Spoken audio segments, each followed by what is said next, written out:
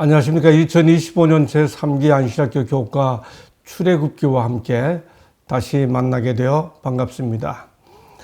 여러 번 말씀드린 것처럼 저는 성경책 자체를 공부하는 교과일 때는 시간과 에너지를 바쳐서 이 말씀 사역을 감당하고 있습니다. 이번 기 교과가 출애굽기인 것을 보고 반가웠습니다. 제가 아주 섬기기를 좋아하는, 또 듣기를 좋아하고 연구하기를 좋아하는 말씀이기 때문에 그렇습니다. 왜냐하면 출애굽기는 역사 속에 펼쳐진 구속의 교과서이기 때문에 그렇습니다. 이제 이번 기 13번에 걸쳐서 함께 출애굽기 본문을 연구하면서 은혜와 깨달음을 나누게 되기를 기대합니다. 우선 광고 하나 드리겠습니다. 제 나름 평생 말씀 사역을 하면서 이제 정년 퇴임 이후에 어떻게 하면 현직에서 교회를 섬기는, 늘 설교하는 우리 후배 제자 목회자들과 함께 이 주석을 통한 말씀 선포를 나누는 일을 함께 할 수 있을까 늘 제 나름으로 느끼는 미션 중에 하나입니다. 해서 김상래 교수의 새롭고 깊게 주석 설교 다시 하기라는 시리즈 말씀 집회를 좀 진행해 보려고 합니다. 그 첫 번째로 창세기입니다. 그저 샘플, 이렇게 창세기를 새롭게 주석 설교할 수 있구나라고 하는 샘플을 함께 나누려고 합니다. 기간은 2025년 8월 24일부터 29일까지입니다. 장소는 속초, 여러분 잘 아시는 백투에덴 건강교육센터입니다. 장소가 백투에덴이기 때문에 우리 그 원장이신 우리 양일권 목사님과 함께 이름하여 이렇게 진행해 보려고 합니다. 김상래 양일권의 특강과 함께하는 목회자 부부를 위한 치유 휴가 겸 특가 특별 세미나라고 하는 거창한 이름입니다. 우리 양 목사님과 깊이 의논해서 첫째, 우리 목회자들에게 여름 행사와 가을 행사 그 가운데서 정말 휴가를 갖게 하자. 우리나라 최고의 휴양지인 그 3단 최장 토왕산 폭포가 보이고, 그 다음에 스카이워크가 제가 가봤는데 정말 좋습니다. 그 다음에 그 백투에덴 옆에 그 피톤치드 음이온이 막 쏟아지는 그 피골 계곡, 우리 양 목사님과 함께 이번에 깊은 골짜기까지 들어가서 사람의 흔적이 거의 없는 그 피골 폭포까지 보고 왔습니다. 그런 것 오후에 마음껏 누리도록 그렇게 휴가를 제공하고, 그 다음 백투에덴에서 자랑하는 그 디톡스 프로그램을 직접 목회자들이 체험할 수 있도록 하자. 저 체험했는데 정말 좋았습니다. 오후에는 그 쑥뜸도 하고, 그 다음에 그 백투에덴 그 수소 찜질방이 정말 좋았습니다. 그런 거 다 쉬도록 이렇게 제공해 드리는데, 이게 일반인은 한 주일 이렇게 있으면 140만 원입니다. 그런데 우리 양 목사님 백투에덴에서 110만 원을 목회자들에게 후원하는 방식으로 해서 부부에게 그야말로 30만 원에 모시는 특가 그런 세미나를 해보자 하는 겁니다. 우리 다들은 많이는 못 모시고요. 25커플 목회자 선착순 50명, 25커플을 모시고 하는데, 교회 직원의 공식 재정 지원이나 출장 결의를 위해 필요하면 백투에덴에서 공문도 보내드린다고 합니다. 연락처는 033-633-9377입니다. 그때 저는 저녁 시간에, 우리 양 목사님은 오전 시간에, 그 저녁 시간에 제가 6번에 걸쳐서, 두 번째 광고입니다. 이번 이 교과 해설과 관련해서 기왕에 녹화를 하니까 이 녹화하기 전에 실시간으로 원하시는 분들에게 직접 강의를 할 수 없겠느냐라고 하는 제안을 받고 제가 그렇게 하기로 했습니다. 그래서 지금 이 녹화하는 며칠 전 수요일에 제가 첫 실시간 출애굽기 교과 강좌를 진행했습니다. 이 강좌에 참여하기를 원하시는 분들은 시도사의 김종근 목사님 010-2736-3605로 반드시 카카오톡 메시지로 보내셔야 합니다. 문자로 보내시면 안 되고요. 카카오톡 메시지로 성함, 주소, 전화번호, 출석교회를 보내주시면 우리 김 목사님이 그걸 확인한 다음에 채팅방 링크를 보내드립니다. 여러분이 가입 등록을 하시면 매주 수요일, 이제 1과는 지나갔습니다. 다음 주 2과부터 참여하실 수 있습니다. 진행하는 저도 가슴이 뜨거워지는 아주 은혜로운 집회였습니다.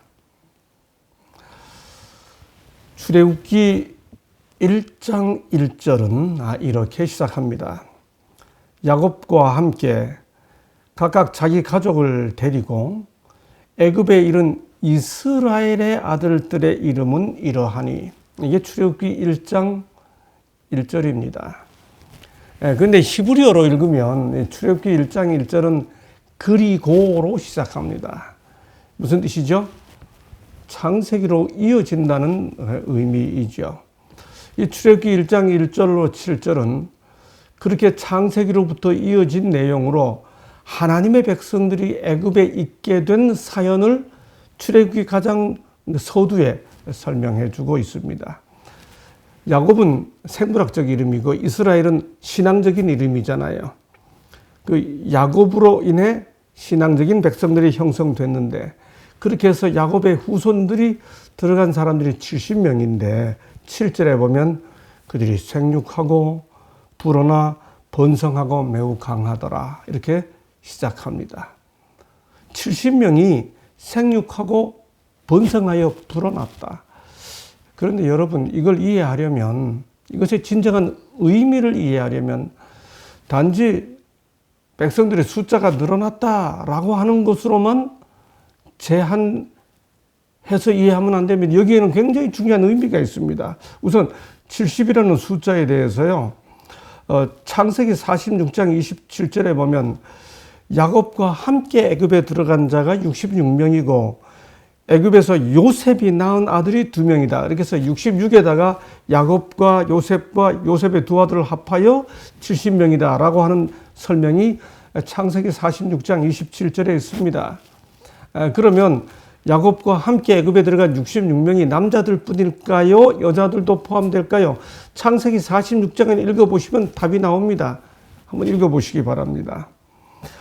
그런데 신명기 10장 22절에 보면 이 장면을 다시 이야기하면서 야곱의 가족 애굽에 들어간 사람 앞에, 70명 앞에 부사 하나를 붙여놨습니다.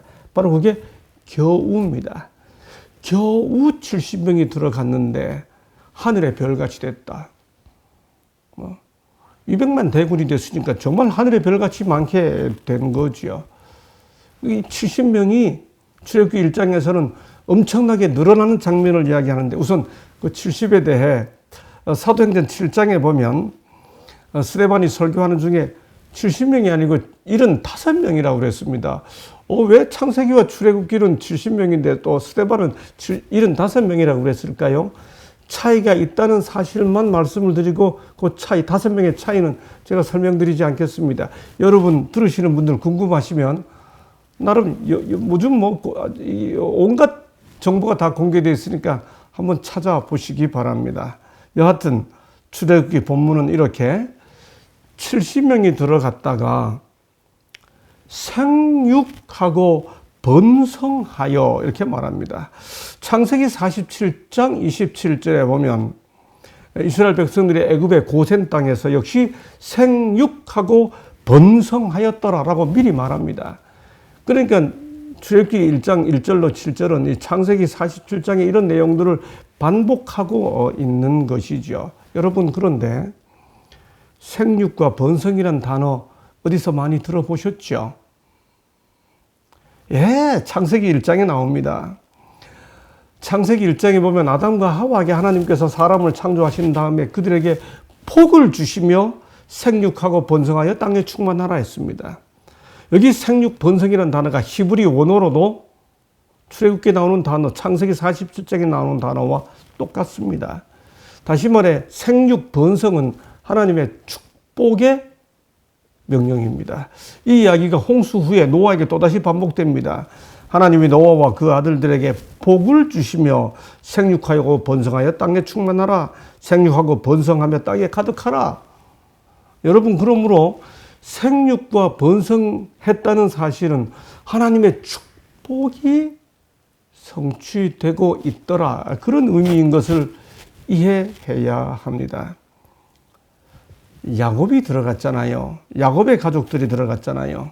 근데 창세기에 보면 일찍이 하나님께서 야곱에게 이 생육과 번성하라는 축복을 주셨습니다. 또 약속을 하십니다. 우선 야곱이 밧단 아람으로 떠날 때 아버지 이삭이 야곱에게 이렇게 말합니다. 전능하신 하나님이 복을 주시어 네가 생육하고 번성하게 했으면 좋겠다. 그렇게 야곱이 밧단 아람에 가 살다가 20년 만에 고향으로 돌아올 때 베델에 이르게 될 때 하나님께서 야곱에게 나타나셔서 이렇게 말합니다. 아버지 이삭이 전능한 하나님 엘샤다이, 전능한 하나님이 너에게 복을 주어서 생육하고 번성하게 하라 했던 것처럼 돌아오는 야곱에게 하나님께서 나타나셔서 직접 나는 전능한 하나님이라 말씀하시고 생육하며 번성하라 이렇게 야곱에게 말씀하셨습니다. 훗날 야곱이 요셉의 초청으로 애굽에 들어가서 요셉과 요셉의 두 아들을 만났을 때 이 장면을 회상하면서 추억하면서 다시 이렇게 말합니다. 전능하신 하나님이 내게 이르시되 내가 너로 생육하고 번성하게 하며 내게서 많은 백성이 나게 하리라고 그때 말씀하셨다고 요셉의 손자들에게 그렇게 말합니다.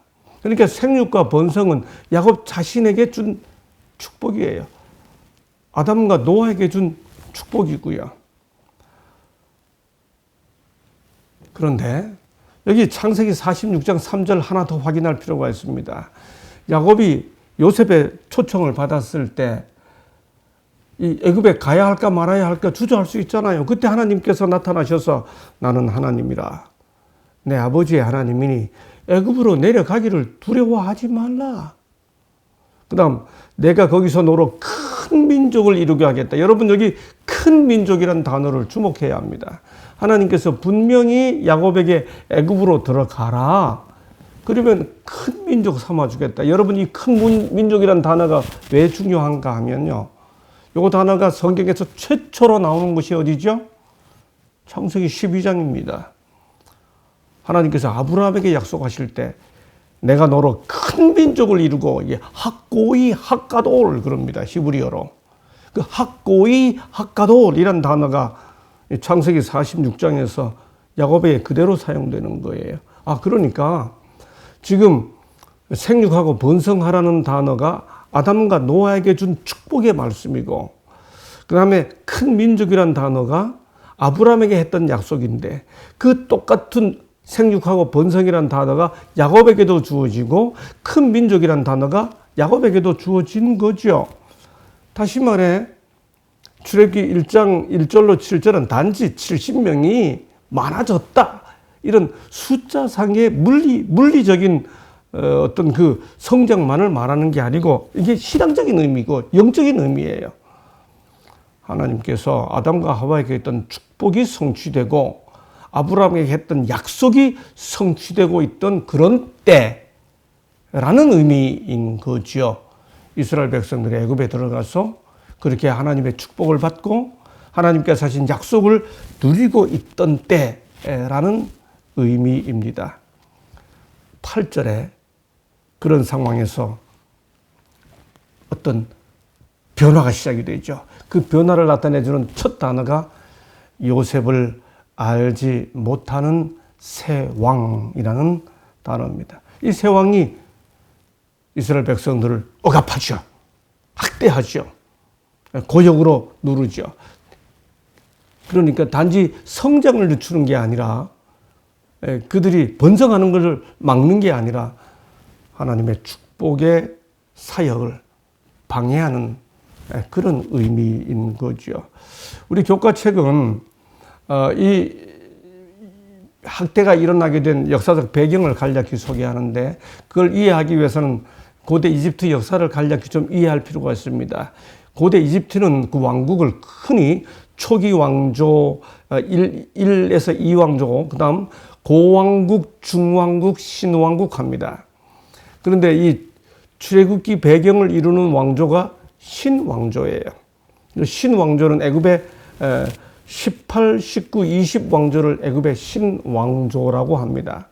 그런데 이 신왕조가 되기 바로 직전에 그 중왕국과 신왕국 사이를 중간기라고 그러는데 이 중간기 13, 14, 15, 16, 17이 애굽의 중간기 왕조인데 애굽의 15왕조 때부터 애굽 본토인에 의한 바로가 아니고요. 힉소스라고 하는 셈족이 들어와서 애굽을 차지합니다.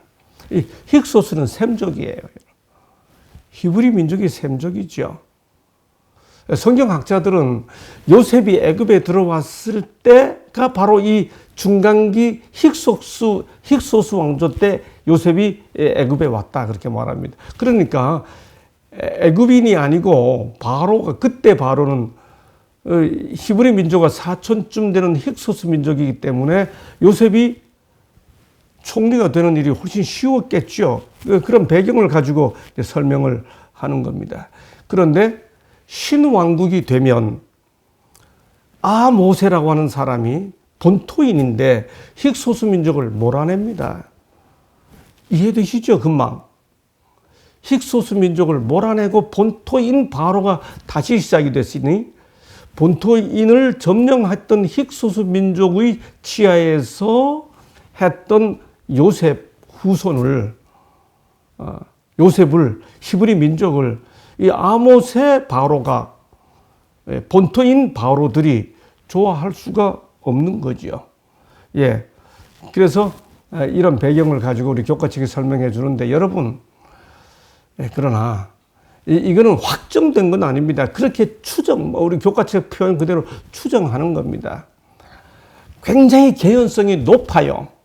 그러나 역사가 증명하기 때문에 성경이 옳은 것은 아니고 역사에 여기 아모세, 카모세라는 이름 자체가 나오지를 않으니까 바로는 직위명이지 사람 이름이 아니거든요. 그래서 우리가 추정을 합니다만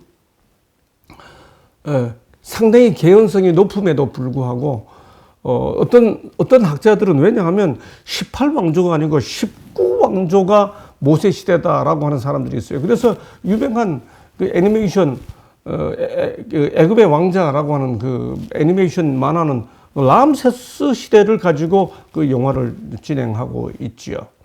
그래서 이게 학술적 이론이 여지가 있는 것 때문에 성경이 옳다 그러다가 성경은 그 자체로 고유하게 역사적 배경과 상관없이 여전히 진리예요.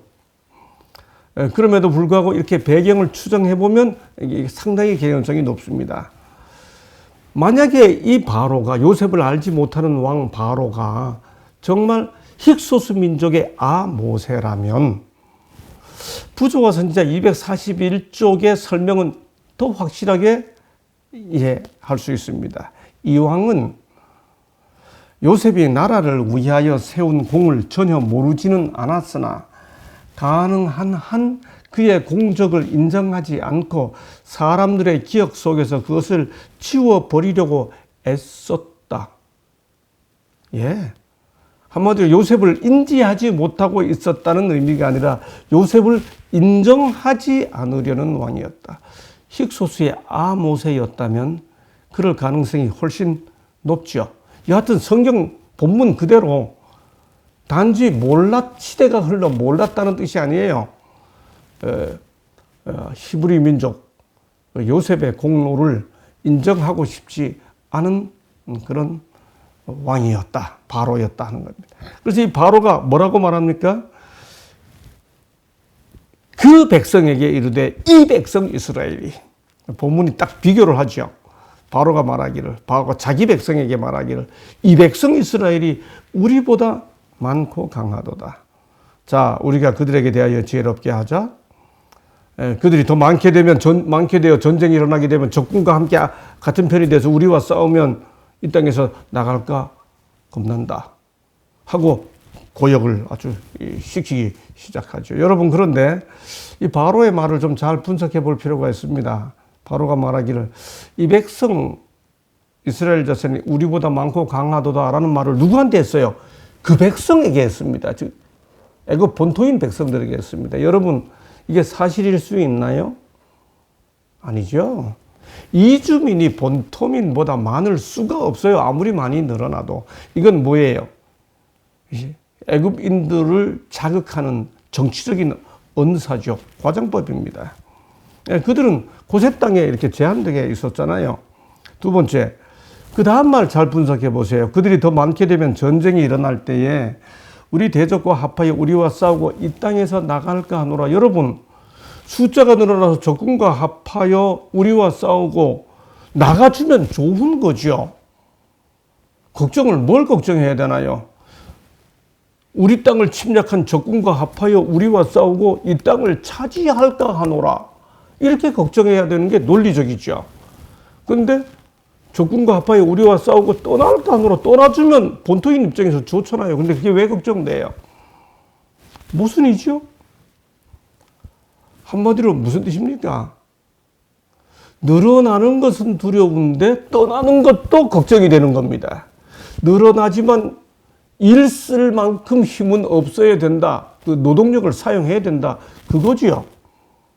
그 모순이 지금 이렇게 표현되고 있습니다.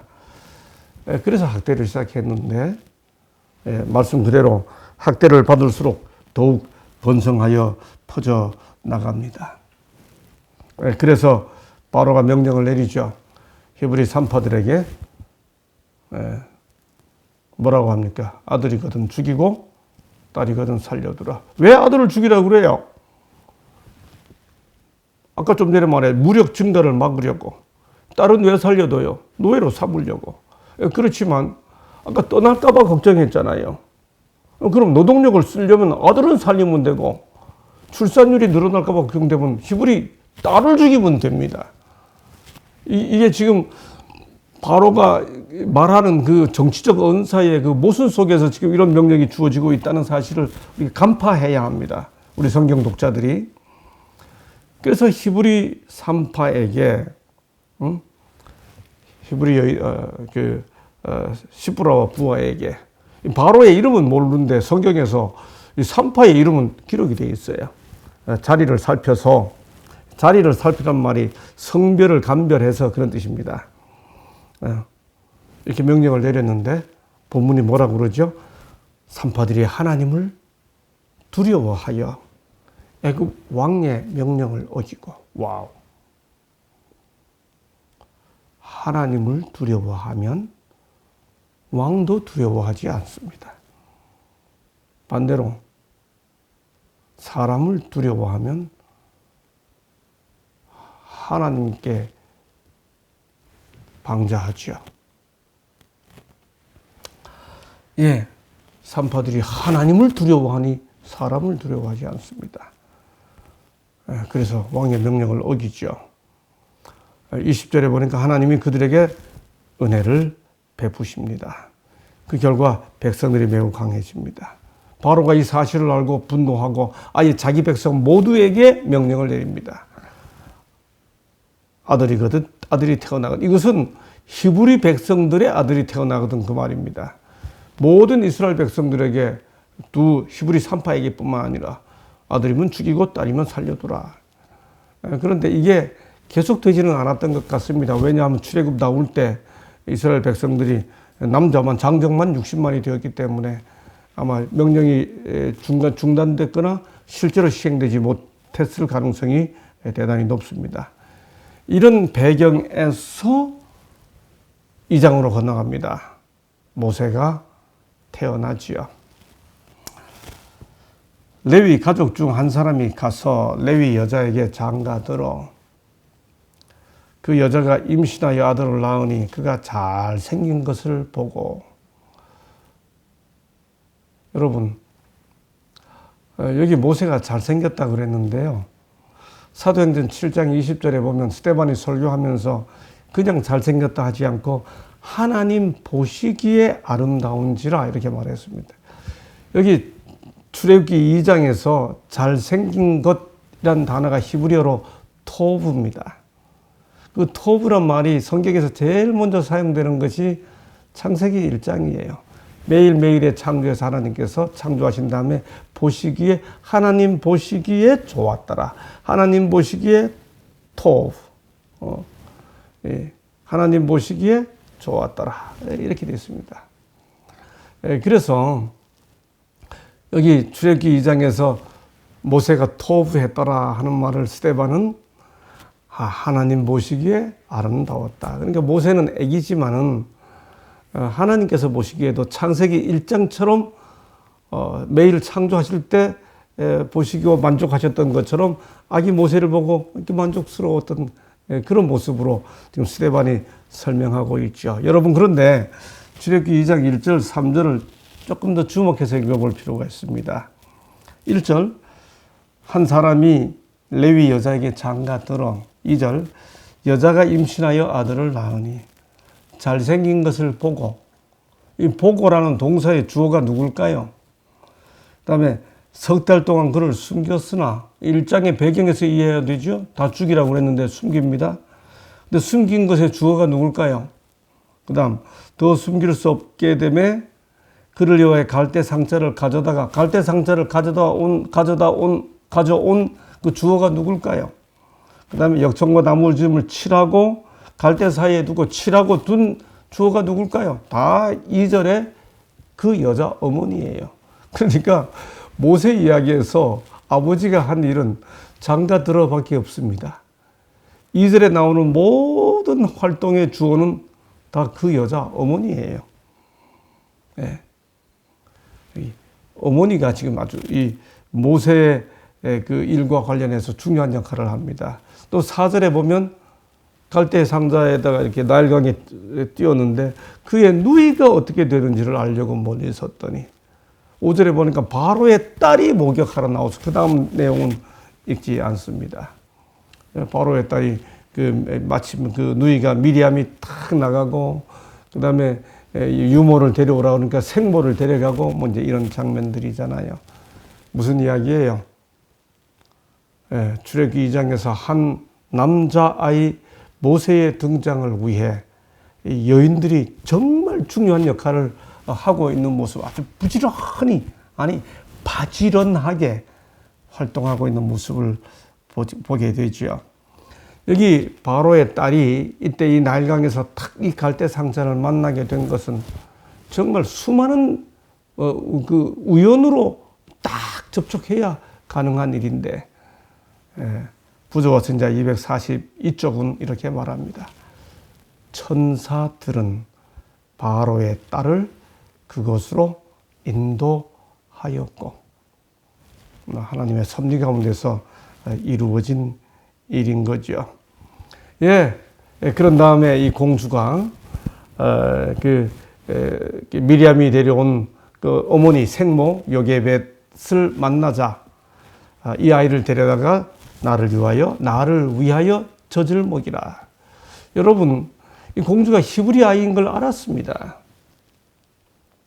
그 다음에 뭐라고 말합니까? 내가 그 삭슬을 주리라. 어머니는 친아들을 공주의 돈 받아가면서 기르게 됐어요. 와우. 그런데 여기서 우리는 뭘 또 읽어내야 합니까? 1장에서 십부라와 부하가 왕의 명령을 두려워하지 않았는데, 여기 2장에서는 바로의 명령이 공주에 의해 거부되고 있는 거죠. 여자들이 참 대단합니다. 그렇죠? 이렇게 해서 생모인 요게벳이 모세를 기르게 되었습니다. 공주의 삭슬 받아가면서요. 성경은 몇 년 동안 길렀는지 더 이상 표현하지 않습니다. 2장 10절에 보면 아기가 자라매 공주에게 데려갔다 이렇게 되어 있어요. 그래서 얼마 동안 키웠는지가 성경이 안 나옵니다. 애굽의 그 공적에 데려간 나이가 언제인지 출애굽기는 이야기하고 있지 않습니다.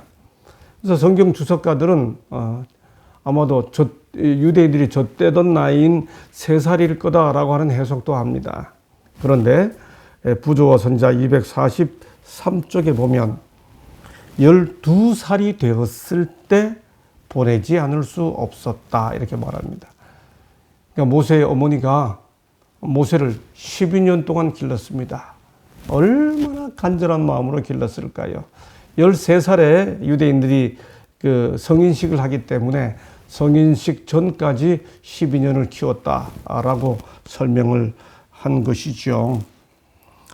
그야말로 간절한 마음으로 모세를 길렀는데 이 어머니의 교육이 모세의 평생을 지배하죠. 10절 아기가 자라매. 우리 부조 선지자 243쪽에 의하면 12살이 되매 뭐 이렇게 설명할 수 있겠죠. 어쩔 수 없이 생모가 바로의 딸에게로 데려갔습니다. 그가 그의 아들이 되니라. 바로의 딸이 그의 이름을 모세라 하였다. 이 모세라는 이름은 그 당시 유행하는 이름이었습니다. 모세 아까 그랬잖아요. 그다음에 그 18왕조의 바로들의 이름이 투투모세 뭐 이렇게 투투모세라는 이름이 또 1세, 2세, 3세 이렇게 많습니다. 이름을 모세라 했는데 성경 그 바로의 딸이 왜 모세라 이름 지었는지 성경이 설명합니다. 이르되 이는 내가 그를 물에서 건져 내었음이라 하였더라. 그래서 모세라는 이름이 건져냄이에요. 여러분, 이건 무슨 뜻이에요?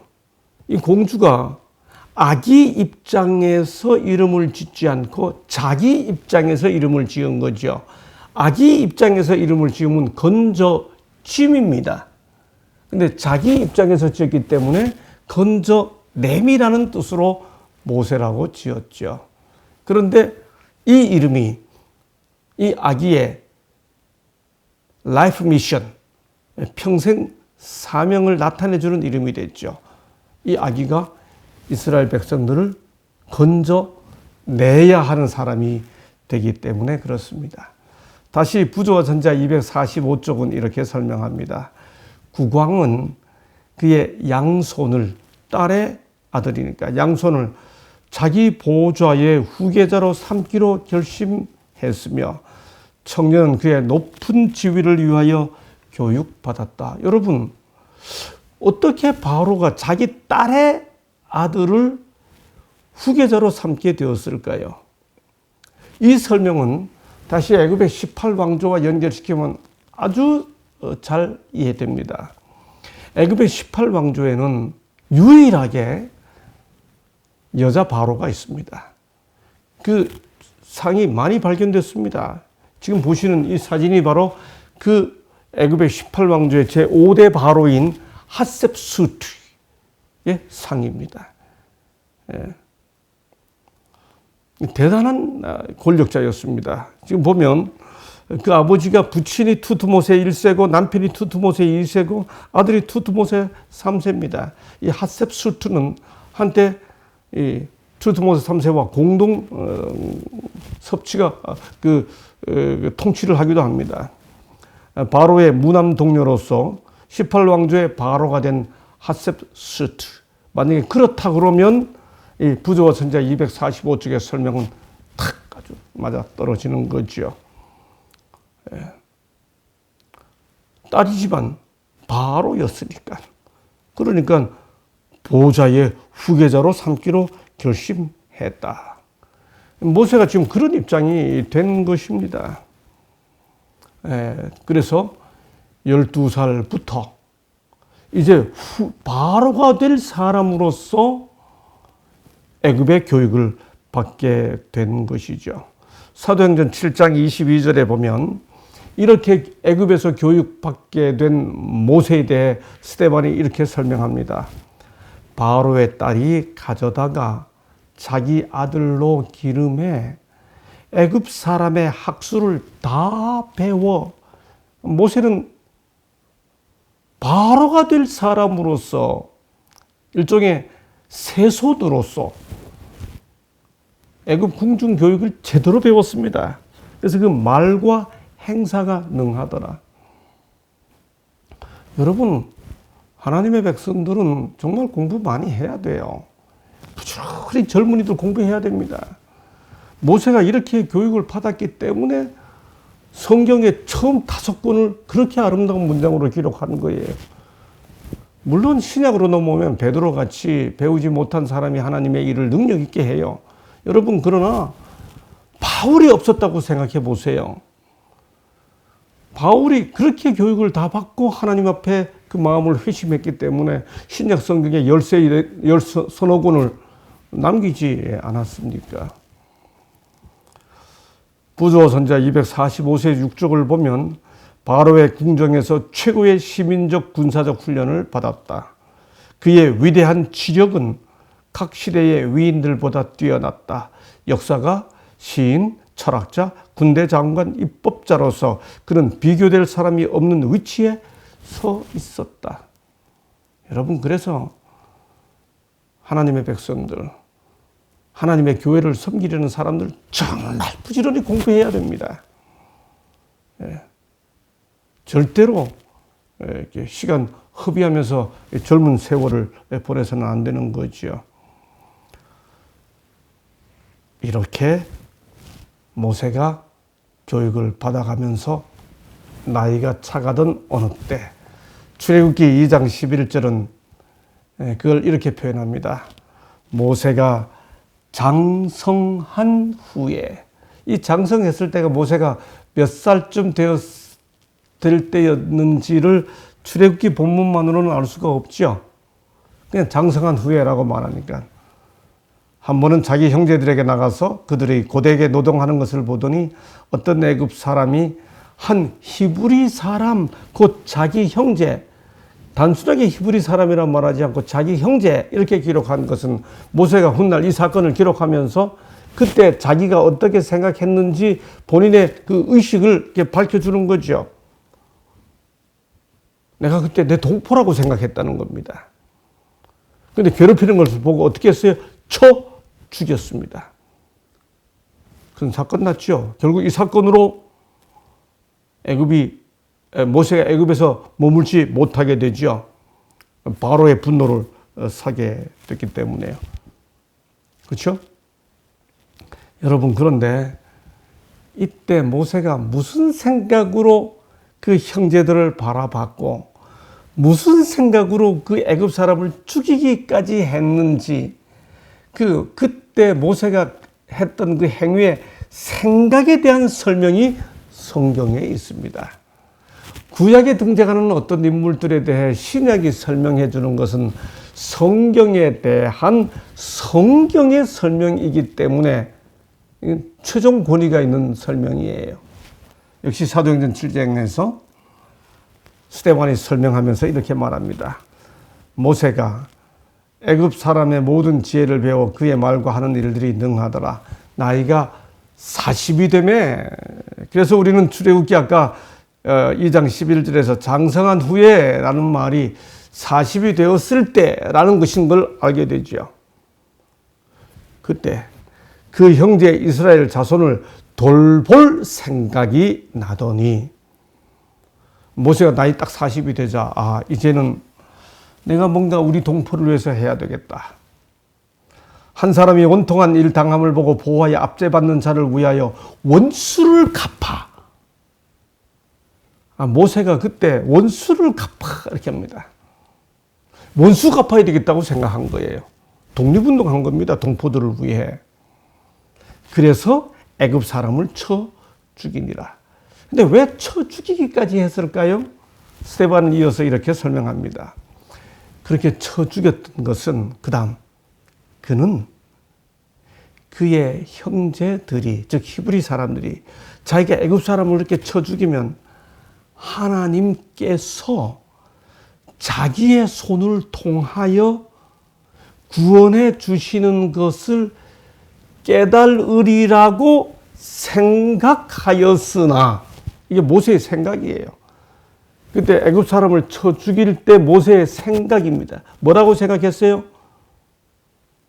히브리 사람들이 하나님께서 자기 손을 통해 자기를 구원자로 삼을 것을 히브리 사람들이 깨달을 거라고 모세가 생각했다는 거예요. 다시 말해 무슨 뜻입니까? 모세는 빚진 마음이 있는 거예요. 자기는 히브리 사람인데 애굽의 왕자로서 모든 좋은 시간 보내고 있잖아요. 열심히 공부했습니다. 그러고 나니까 이제는 내가 뭔가 해야 되겠다. 근데 이 히브리 동포들이 그걸 몰라요. 내가 사고 하나 치면 한 위대한 지도자가 나타났구나 하고 깨달을 거라고 생각하고 사고를 쳤다는 거죠. 생각하였으나 그들이 깨닫지 못하였더라. 다시 말해 모세는 뭐예요? 하나님께서 그를 부르기도 전에 나 준비됐다고, 나 이제 하나님 일 할만하다고, 나 이렇게 준비했는데 너희들 나 못 알아보냐? 뭐 이렇게 생각했다는 거죠. 말 그대로 I am somebody 의식입니다. 나는 뭔가 좀 뛰어난 사람이야 라고 하는 생각이죠.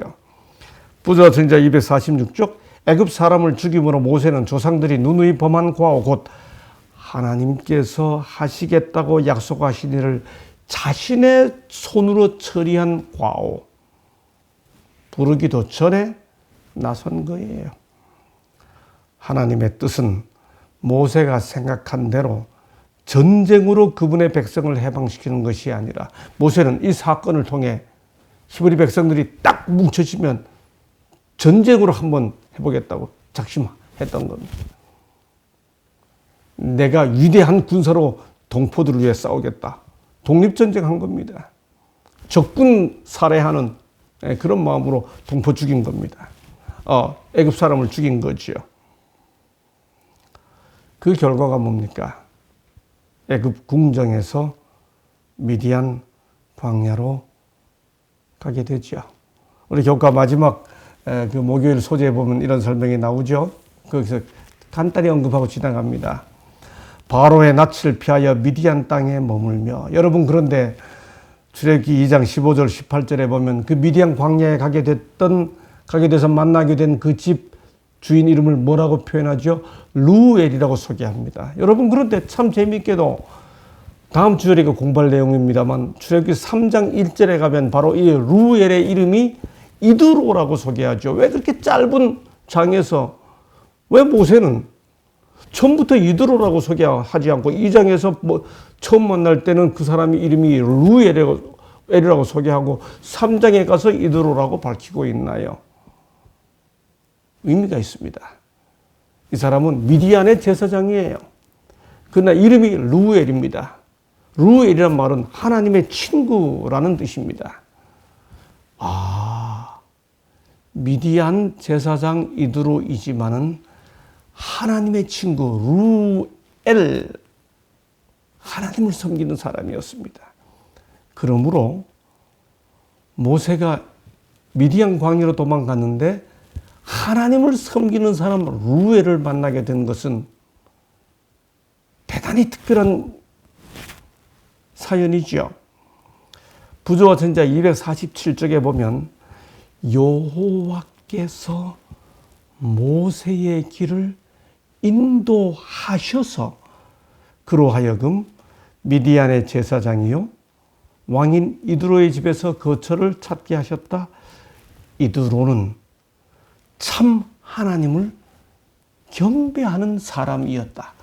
그래서 출애굽기 2장은 그의 이름을 이드로라 소개하지 않고 루엘이라고 소개하고 미디안 제사장의 이름을 따라 이드로 이렇게 소개하고 있는 겁니다.